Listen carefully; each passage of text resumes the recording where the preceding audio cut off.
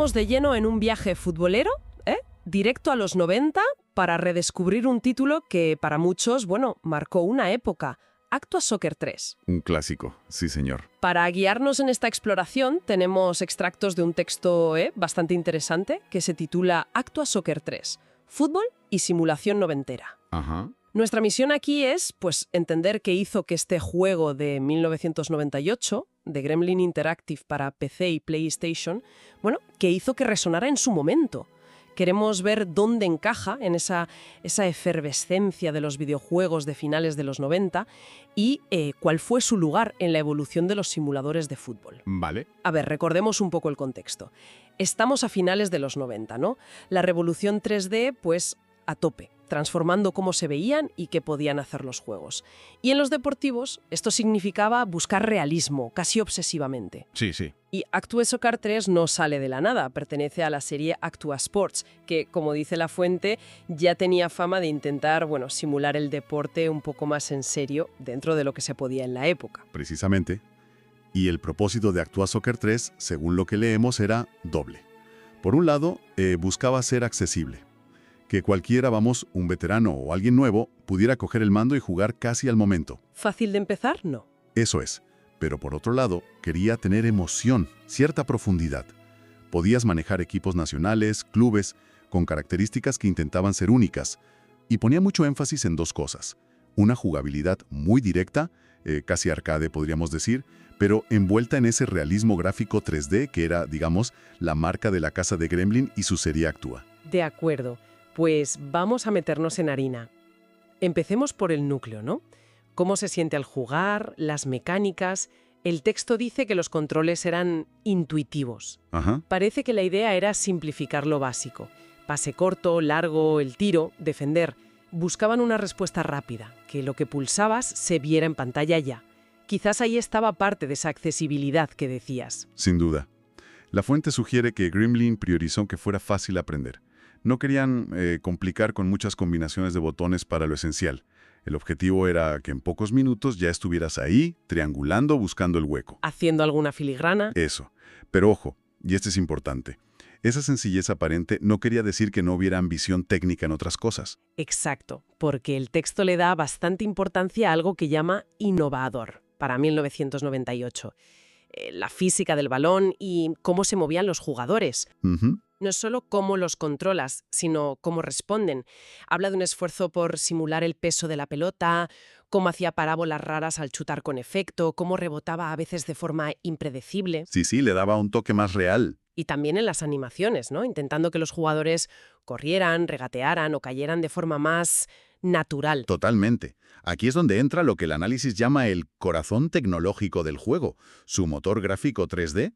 A ver, hay que pensar que era 1998. Claro. Conseguir representar estadios con algo de ambiente, con público poligonal, aunque fuera básico, y sobre todo jugadores 3D reconocibles que se movieran bien, eso era un avance técnico importante. Se notaba el salto, ¿verdad? Sí.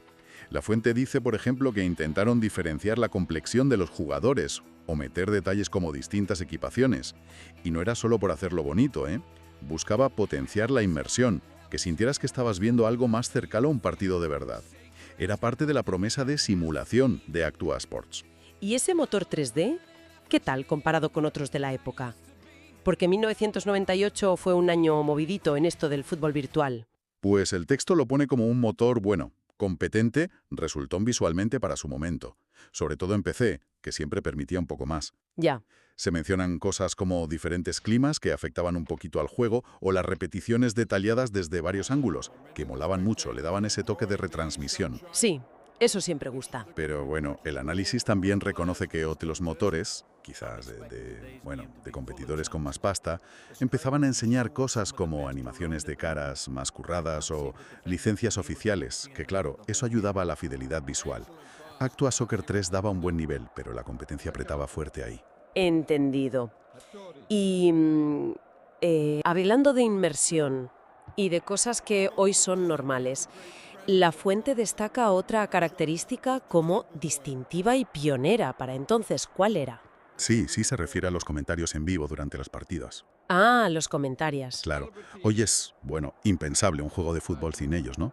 Pero en 1998, meter una narración de audio que reaccionara a lo que pasaba en el campo, pues era complicado técnicamente y no tan habitual. Era una novedad importante. Importantísima.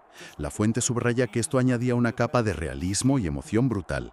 Escuchar a un comentarista, que en España solían ser voces conocidas del periodismo deportivo, Sí, recuerdo algunos nombres.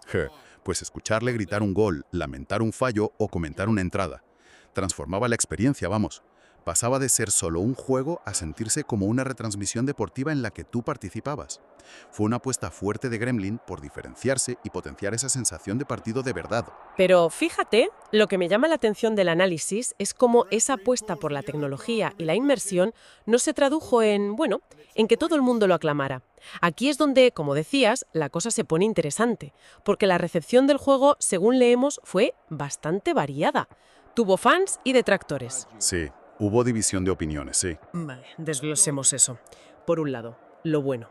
La crítica de la época, según la fuente, sí le vio méritos. Se alababan mucho esos gráficos 3D, la fluidez, el detalle para ser 1998. Eso sí. Y también esa jugabilidad que decíamos, directa, arcade en el buen sentido, fácil de pillar, lo que lo hacía divertido desde el principio para mucha gente. El texto cita reseñas que hablan de diversión inmediata o partidos emocionantes sin complicaciones. Cierto.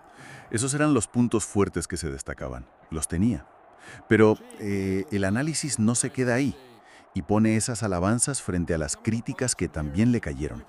Y aquí sale un factor clave: el contexto, la competencia. Claro. El texto señala que ya en 1998, pues varias voces en la prensa decían que el género se estaba poniendo muy competitivo. Mencionan explícitamente cómo sagas como FIFA de EA Sports empezaban a consolidarse. El gigante despertaba. Exacto.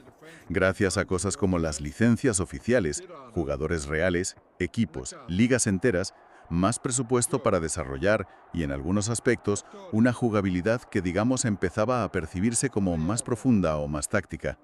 O sea, la crítica era un poco como, vale, está bien, es divertido y se ve guay para su época, pero cuidado que vienen otros pisando muy fuerte y ofreciendo más oficialidad o complejidad. Exactamente. Esa es un poco la tensión que refleja la fuente. Algunos análisis lo veían como una alternativa excelente, más enfocada en jugar directamente y en el espectáculo visual. Otros, en cambio, lo consideraban un escalón por debajo de la experiencia total que empezaban a prometer otros, sobre todo por las licencias y los modos de juego más allá del partido amistoso o el torneo. Ya. Se le criticaba, por ejemplo, que los comentarios podían hacerse repetitivos después de muchas horas, o que la inteligencia artificial de los rivales y compañeros, aunque no estaba mal, a veces tenía patrones un poco previsibles. Pero entonces, a ver si la crítica estaba así, dividida, y la competencia era tan feroz, ¿cómo es que dejó esa huella recordada de la que hablábamos al principio? ¿Por qué lo recuerda la gente con cariño? Pues aquí es donde yo creo entra la perspectiva crucial, la de la comunidad de jugadores. Si conectamos esto con el panorama general que dibuja la fuente, vemos que quizá hubo una diferencia entre la crítica especializada y cómo lo recibió la gente. Interesante. El texto sugiere que, más allá de las comparaciones técnicas o de si tenía todas las licencias, una parte importante de los jugadores valoró muchísimo lo que daba Actua Soccer 3. Una experiencia de fútbol arcade sólida, entretenida, visualmente potente para la época y, sobre todo, divertida sin tener que echarle horas para aprender. Llegar y jugar. Exacto. Para muchos era, pues eso, coger el mando y echar unos partidos emocionantes con los colegas o contra la máquina. Esa inmediatez y ese enfoque en la diversión directa, según se ve en el análisis, conectaron muy bien con gente que quizá no buscaba la simulación ultrarrealista o gestionar plantillas, sino la emoción del gol, la jugada chula. Se le veía como una opción muy válida y disfrutable por sí misma. Entiendo. O sea que, resumiendo un poco el legado que le atribuye la fuente, Actua Soccer 3 no fue el rey indiscutible. Tuvo que pelear con gigantes que crecían, especialmente FIFA, pero supo encontrar su sitio y hacerse un nombre. Sí. Lo consiguió gracias a esa apuesta por lo visual, ¿no? El 3D potente para 1998, una jugabilidad accesible pero emocionante y cosas pioneras como los comentarios. Aunque no tuviera todas las licencias o la profundidad táctica de otros, daba una experiencia de fútbol muy disfrutable, que gustó a una parte de la comunidad. dejó su marca como un buen representante de esa era de transición en los juegos de deporte. Exacto. Y si lo piensas, Actua Soccer 3 refleja muy bien ese momento tan particular en la evolución de los videojuegos deportivos. Estamos justo ahí, en la bisagra. El 3D se consolida como lo normal visualmente, se experimenta con cosas para meterte más en el juego, como los comentarios dinámicos, Sí. pero todavía se lidiaba con limitaciones técnicas importantes, en la IA, en variedad de animaciones, en poder manejar muchas licencias y, sobre todo, enfrentándose a una competencia que empezaba a tener muchísimos más recursos y ambición. ¿Y recordar estos títulos hoy? ¿Para qué sirve? Más allá de la nostalgia pura y dura. Pues el análisis sugiere que es relevante por varias cosas. Primero, nos ayuda a entender de dónde viene el género. Vemos cómo innovaciones que hoy damos por hechas, como los comentarios o físicas de balón más realistas, pues se fueron metiendo poco a poco, a menudo con juegos como Actua Soccer 3, abriendo camino o probando cosas. ¿Ver la evolución? Eso es. Nos permite apreciar de dónde venimos. Segundo, representa una filosofía de diseño de una época.